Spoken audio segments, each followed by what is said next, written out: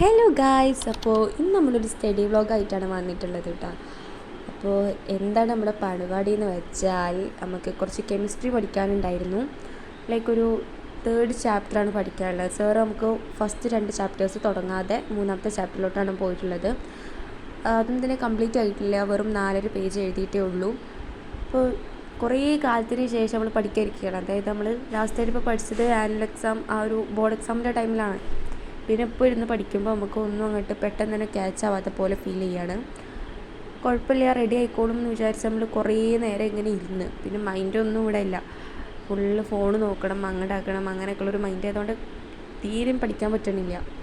അപ്പോൾ നമ്മളെങ്ങനെയൊക്കെ ഇവിടെ എത്തി. ഒരു 3 പേജ്, അതായത് ഓരോ സൈഡാണ് കേട്ടോ നമ്മൾ കൂട്ടിയത്. 4.5 പേജ് പറഞ്ഞത് ഞാൻ ഓരോരോ പേജസിൽ കൂട്ടിയതാണ്, അങ്ങനെ സൈഡ് മാത്രമല്ല. എന്തായാലും നമ്മൾ ഇവിടെ വെച്ച് നിർത്തി. കെമിസ്ട്രി പഠിപ്പ് ഇവിടെ നിർത്തി. നമ്മൾ സുവോളജിയുടെ റെക്കോർഡ് ബുക്ക് എടുക്കണം. അത് നമുക്ക് കുറച്ച് വരയ്ക്കാനുണ്ടായിരുന്നു. നമ്മുടെ ഇത് ചെമ്മീനുണ്ടല്ലോ, അത് വരച്ചതാട്ടോ അത്. പിന്നെ ഇപ്പോൾ ഇത് ഹൈഡ്ര. അപ്പോൾ അത്രേ ഉള്ളൂ, ബൈ.